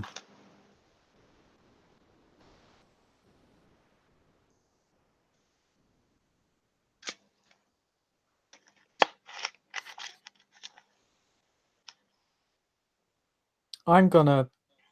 Can my ears peek across the Umbra? I don't know how many sensors you can throw across to the Umbra. I wouldn't be able to tell you either. Damn it. I don't think so. I think it was sight only. Yeah, because I really want to check this voice. I mean, you can add 2 and 2 together. Yeah, it's just Jacob nailing down every little thing, because there is the possibility that this thing attached itself to her because of her actions rather than being the cause itself. Yep. Um, Have you ever heard of a human hearing a spirit and actually understanding a spirit? You do have spirit lore, right? yeah, Yeah. So do kinfolk normally hear spirits and unless they have understand them? noticed. No. There you go.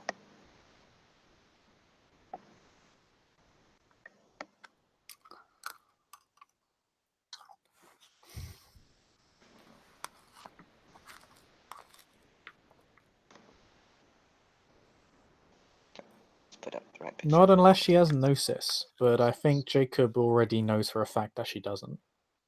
Mm-hmm. So it'd be... But even then, they cannot understand the spirit. Yeah, unless That they requires exist, unless they've a gone to a certain gift. periphery. But that's Mm. we're really stretching at this point.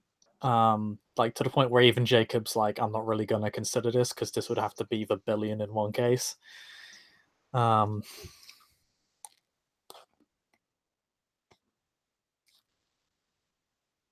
As you're thinking, you can hear the crowds. You can hear voices in the crowd like, "Let's just get it over with. Kill her already. We don't need a Philodox for this."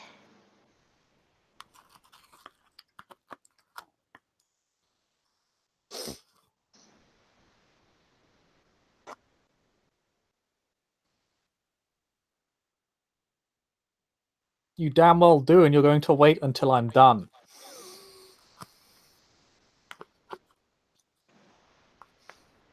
Jacob's gonna go over to Chloe.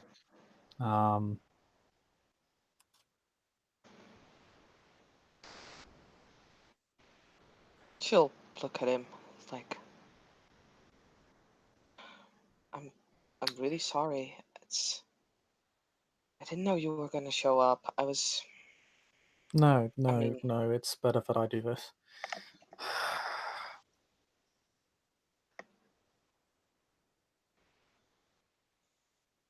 like I said, if you All, if you every. want, we can also always say that we do the execution in the back, and you can just run off.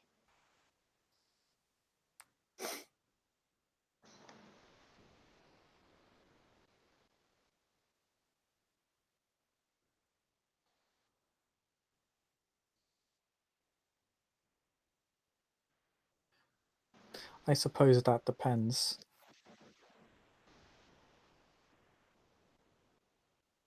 If this audience is looking for an example or a spectacle, he says very bitterly. Because I have no desire to indulge their bloodlust, regardless of how justified.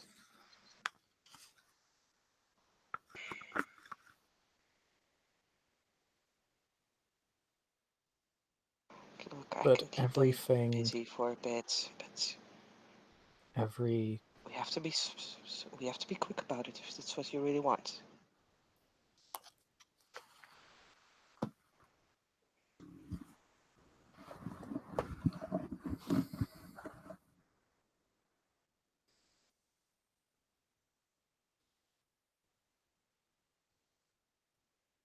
She did this and she acted alone. That's what my gifts tell me. That's what little evidence I see tells me. She's your I'm wife. being rushed. I don't like being rushed.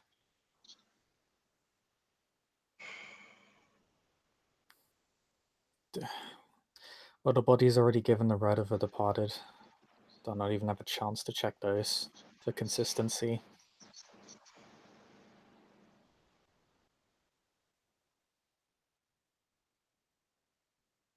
It's we've been stretching this final decision for weeks now. Jesus fucking Christ. Look, I kept hoping that the Philodox would show up.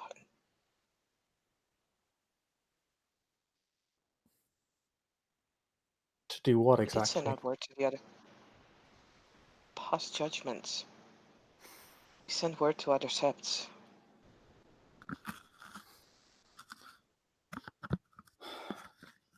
Fuck. Fuck.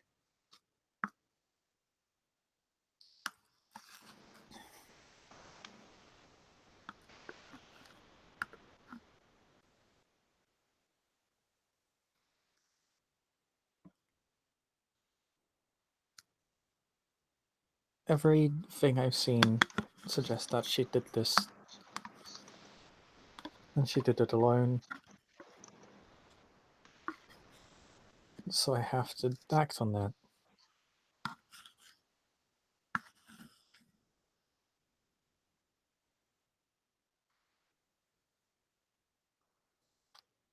If she isn't even willing to admit it, then.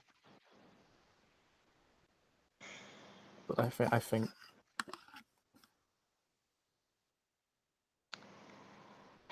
All we know is that we didn't find any evidence that would suspect anyone else.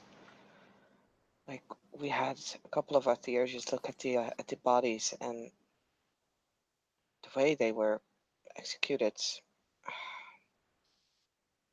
it all matches.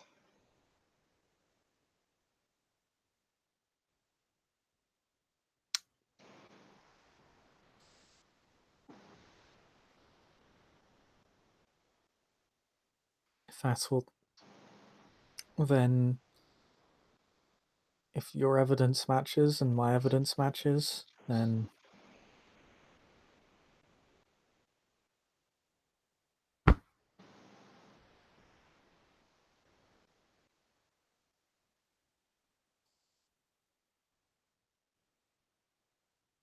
A sentence has to be committed.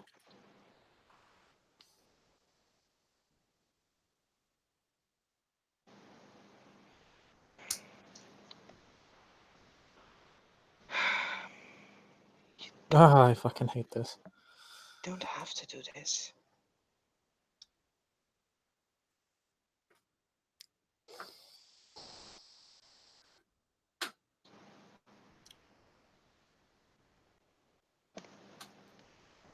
Like, just tell him that she did have someone, that she did handle in, you know? Chloe, this was my Foston challenge. I'm not that young. Okay. Okay, let's just do this. And at least I can put it to rest.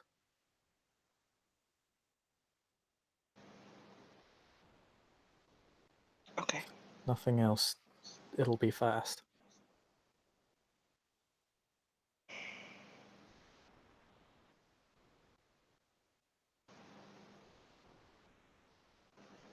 Do you want me to declare the verdict, or do you want to do it yourself? I'll declare the verdict. You need someone to pass judgment.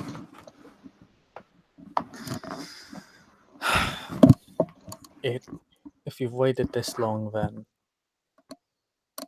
Well, It would harm your credibility if you did it. I'll do it.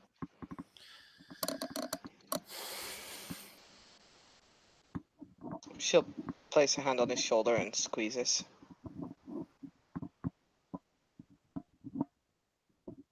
Really sorry.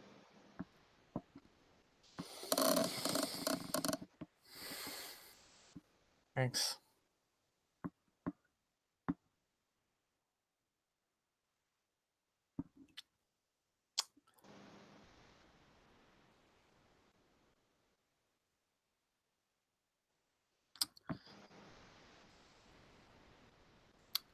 Jacob will approach the crowd and he'll say, not louder than me, maybe because I don't want to scream across the neighborhood. Garu, all present. A verdict has been reached.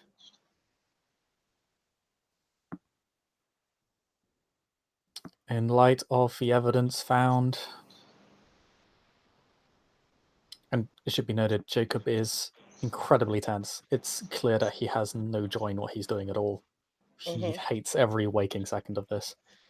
Yeah, the crowd is like, sensing this tension, and they're all extremely silent as well. In light of the evidence found over the prior weeks, and in light of all information gathered from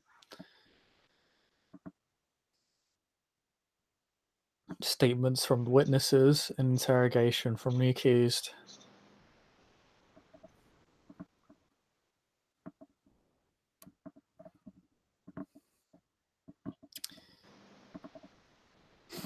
I, Jacob Clay,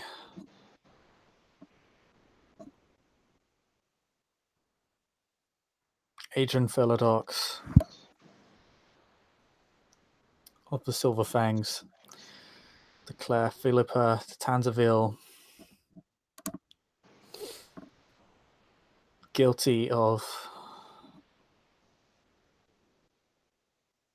the murder and skin carving of these 4 Garu.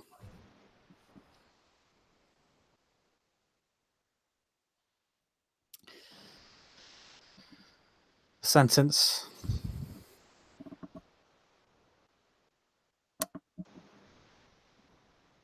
the right of silver death.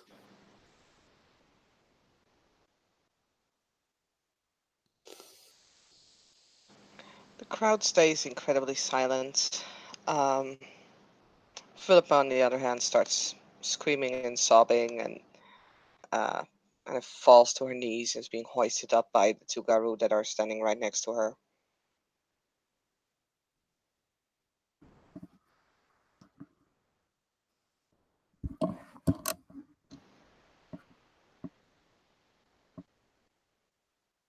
And Chloe will say that basically the execution will happen in private.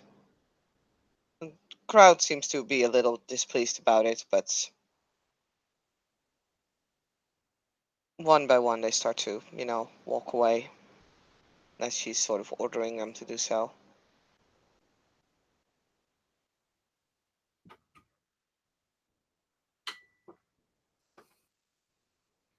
Jacob stands ready at any moment as the right is invoked, ready to end her life. Again, he just his face is devoid of any real emotion.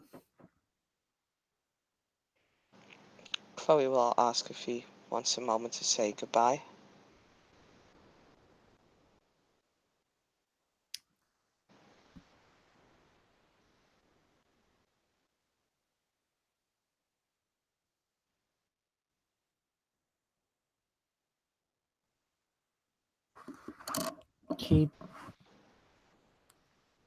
He doesn't mind having Chloe present.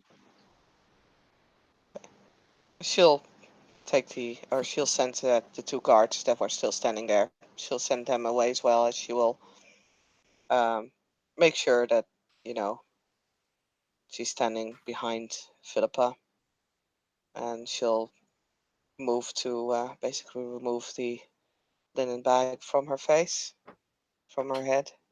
Okay. And yeah, you see, there's your wife. Um, she has been crying. Her eyes are red and kind of swollen up a little. Um, she stares at you bewildered. It's like, I, di- I didn't. Please, it wasn't me.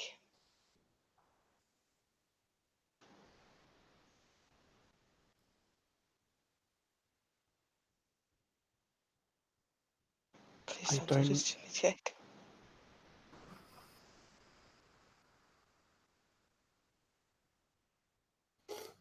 I don't know why you did this.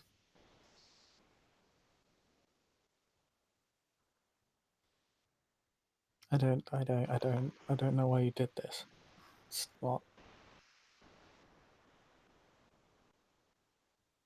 I, I It's don't not know the either. person. It's not the person I love. Please don't say that. I, I love you.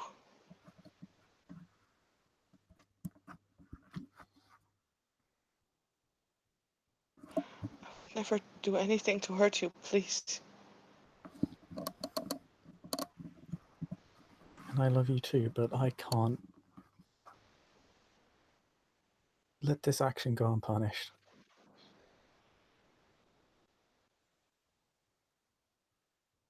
She'll kind of step forward, kind of trying to lean into you for a hug. She can't actually, put her arms around you, but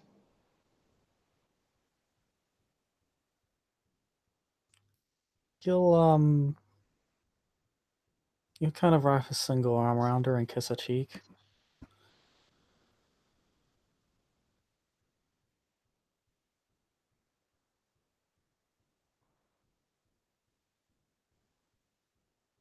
yeah, she just stands there and cries.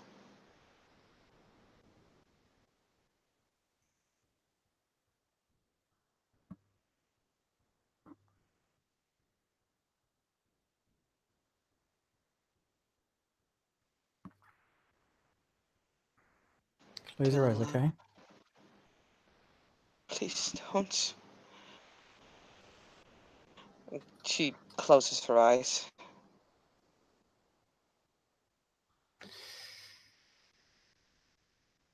And when she closes her eyes, he gives her one last kiss on the cheek, and when she's kind of when she's put on the block, he will very swiftly cut off her head. It's very quick. It's very painless. She can't actually move from the block because the right actually prevents one from moving from it. Hmm. When she's put on it, she's stuck there, which actually helps because it prevents her from squirming, prevents a misplaced strike. Um, Yeah, it's a just clean cut. It's easier than you would have expected.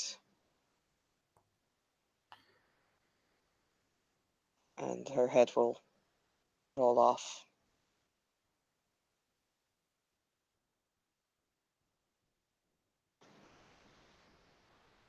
Chloe is actually wiping away a tear from her face. Jacob kind of his hands kind of shake and tremor a bit, and he can just barely stand the scene enough to sheath his clave, but it's just he just needs to get his hands off of it.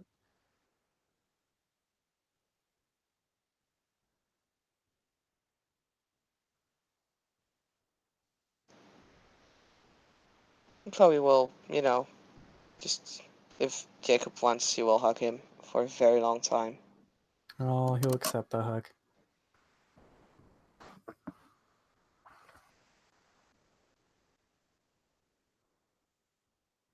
And I think that is going to be the place where we are going to end the scene. Uh, No!